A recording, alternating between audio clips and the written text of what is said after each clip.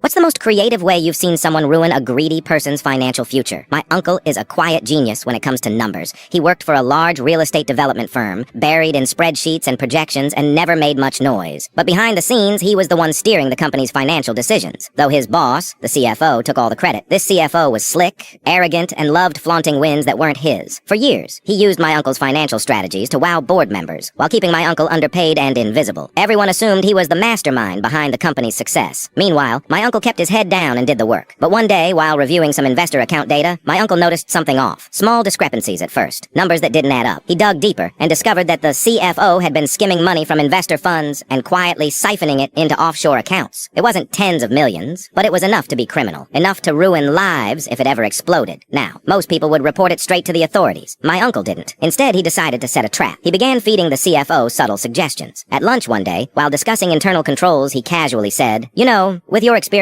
you could probably move a bit more without anyone catching on. I mean, who'd even know?" That single line worked better than expected. Over the next 6 months, the CFO grew bolder. He increased the amount he was stealing, moved money more frequently, and made sloppier decisions. My uncle tracked every single transaction. Dates, amounts, where the money landed, who approved what. He kept records that would make an auditor weep from joy. But he didn't stop there. He quietly created a new financial tracking system. A clean, intuitive tool that clearly showed where every dollar should be at any given time. Then, during a board strategy session, he introduced it under the guise of modernizing the company's reporting tools. Called it an accountability dashboard. The board loved it. They started referencing it in meetings. Some even requested read-only access to monitor department budgets. It quickly became the unofficial source of truth for the company's financials, all while the CFO had no idea he was walking deeper into a trap. Then came the annual financial review. The CFO walked into that boardroom beaming. Probably thought he'd coast through another slideshow, say a few buzzwords, and be back on the golf course by noon. But this time, my uncle volunteered to present the numbers. Said he'd been working on some side-by-side comparisons to improve reporting clarity. He clicked to the first slide. 2 columns. One showing the official numbers the CFO had reported. The other showing what the numbers should have been according to the new system. Discrepancies. $4.7 million.